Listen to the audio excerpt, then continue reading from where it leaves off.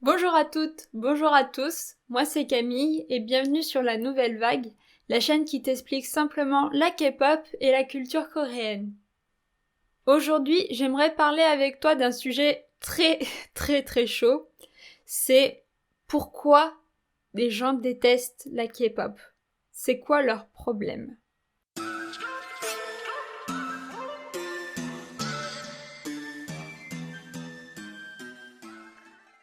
Pourquoi, lorsqu'on évoque ce style musical, on peut faire face à des sourires narquois, des petites phrases moqueuses, etc. Encore fin 2019, le youtubeur américain H3H3 s'est mis à dos les armies en sortant ceci durant son podcast.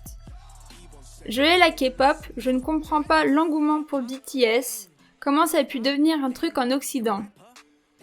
Ces gars adultes ou ces petites filles qui mouillent sur des gars de K-pop, c'est un fétiche de petits twink gays. Gays, efféminés, clones, pour jeunes filles décérébrées ou en chaleur, voilà ce que représente la K-pop pour certains. Brisons ces stéréotypes ensemble si tu le veux bien.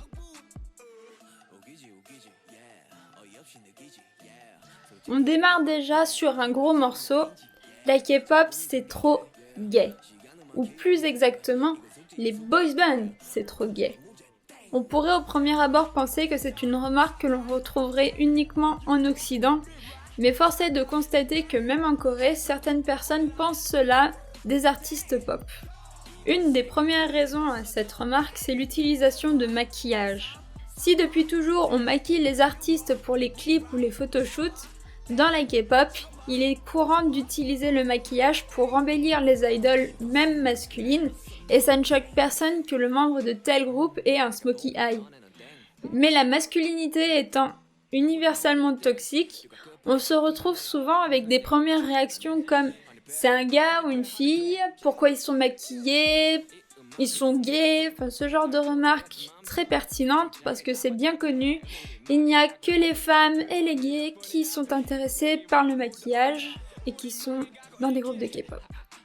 Mais évidemment ce n'est pas le maquillage le vrai problème, mais c'est plutôt des hommes qui voient d'autres hommes avec une masculinité qui est différente de la leur et qui ne l'acceptent pas et qui le rejettent avec de la violence et de l'homophobie. Heureusement, on commence à déconstruire un peu ces stéréotypes avec la présence sur les réseaux sociaux de make-up artistes, hommes, etc.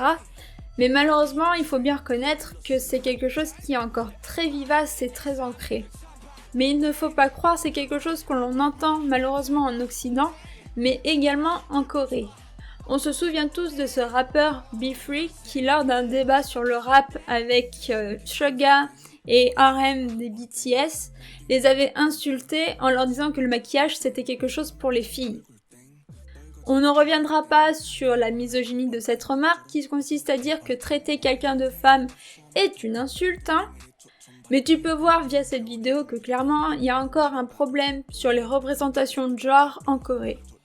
Il arrive également que cette remarque soit faite quant aux tenues que portent les artistes, et encore une fois on retombe un peu sur ce vieux cliché de à part les femmes et les gays, personne ne s'intéresse à la mode et avoir un style un peu extravagant c'est quelque chose de gay. Pourtant la K-pop a toujours eu un lien très étroit avec la mode, en particulier via le fait que des stylistes sont engagés pour gérer les tenues et coordonner les tenues des groupes, mais également il y a le côté plus influenceur où les artistes de K-pop créent les tendances et amènent les tendances au public qui peut ensuite les suivre dans leur tenue du quotidien. Vient également le stéréotype du gars asiatique, petit, mince, androgyne, qui apparemment serait du coup gay, car pas assez viril. C'est évidemment une vision raciste et coloniale utilisée depuis des siècles pour abaisser la masculinité des hommes asiatiques et par la même occasion les rabaisser en tant qu'êtres humains. Rappelons enfin que les clichés de genre varient de pays en pays. Pour la Corée, un homme qui porte des tenues de grand couturier ou qui a un physique fin et athlétique ou encore qui porte de l'anti-cerne ne sera pas catégorisé comme étant forcément gay et plaira tout autant aux femmes, on les appelle d'ailleurs les flower boys. Être Raffiné est quelque chose qui est donc bien vu en société car cela implique que l'on prend soin de soi et de son image surtout.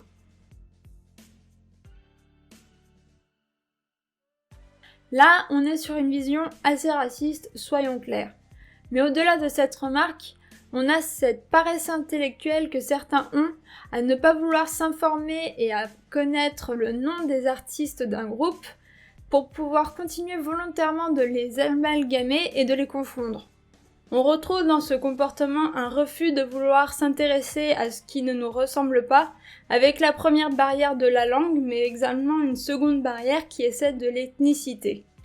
Et tout ceci n'est pas aidé par le fait que la culture coréenne adore l'uniformisation, avec un idéal de beauté normé à atteindre, ce qui pousse à l'utilisation de la chirurgie esthétique. Ce comportement des gens témoigne d'un certain entre-soi symptomatique de notre époque, hélas, où il est socialement bien vu de s'intéresser aux cultures occidentales, comme les États-Unis, mais pas aux autres, avec exception faite pour le Japon. Même s'il faut bien reconnaître que l'image publique de la K-pop a bien évolué et que c'est un genre maintenant qui s'ouvre de plus en plus au public mainstream.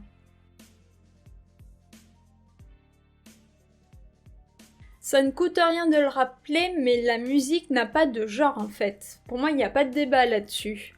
Et ça implique également les artistes coréens, car leurs publics sont pluriels et leurs messages sont universels. Alors oui, évidemment que le public de la K-pop est majoritairement féminin, mais j'ai envie de dire, et alors ? Je veux dire, en quoi est-ce mal ? C'est quand même drôle que ce qui est aimé par les jeunes filles et les adolescentes est constamment rabaissé et moqué par les médias ou même la société en général.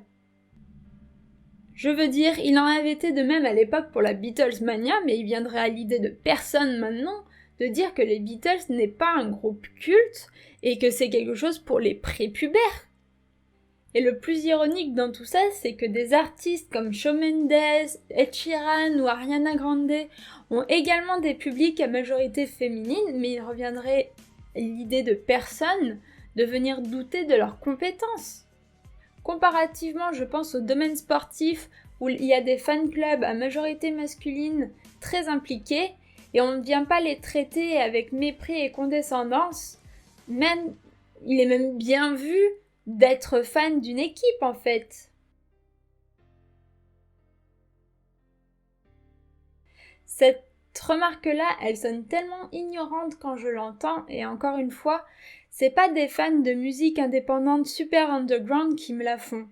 Mais bon, ça me permet de rappeler quelque chose de simple. Il n'y a pas de vrais et de faux artistes en fait. Ça n'existe pas. Les idoles dans les groupes ont tout autant de mérite à s'entraîner dans des agences pendant des années que des artistes qui préfèrent rester underground et créer dans leur coin. J'ai du mal à comprendre comment on peut traiter de non-artistes des personnes avec une technique vocale et dansante aussi travaillée. Ça me dépasse. Il faut beaucoup de passion et de talent pour être pris dans un groupe et faire ses débuts, c'est quelque chose qui n'est pas donné à tout le monde. Ça me rappelle ma prof de français en seconde qui, visiblement très peu informée, avait déclaré avec conviction que Lady Gaga n'était pas une artiste, une vraie artiste, mais qu'elle était une starlette. Je veux dire, maintenant qu'elle a gagné 11 Grammy, quand je repense à cette phrase, je rigole un peu, quoi.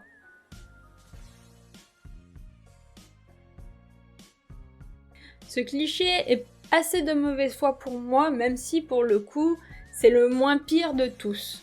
Bien sûr, il y a des agences qui produisent tous les sons sans y inclure les artistes qui vont les interpréter, mais pour le coup, c'est quelque chose qui n'est pas exclusif à la K-pop, mais plus au monde de la pop en général. Je veux dire, personne ne tient la veste de Rihanna parce qu'elle n'écrit pas les chansons qu'elle interprète.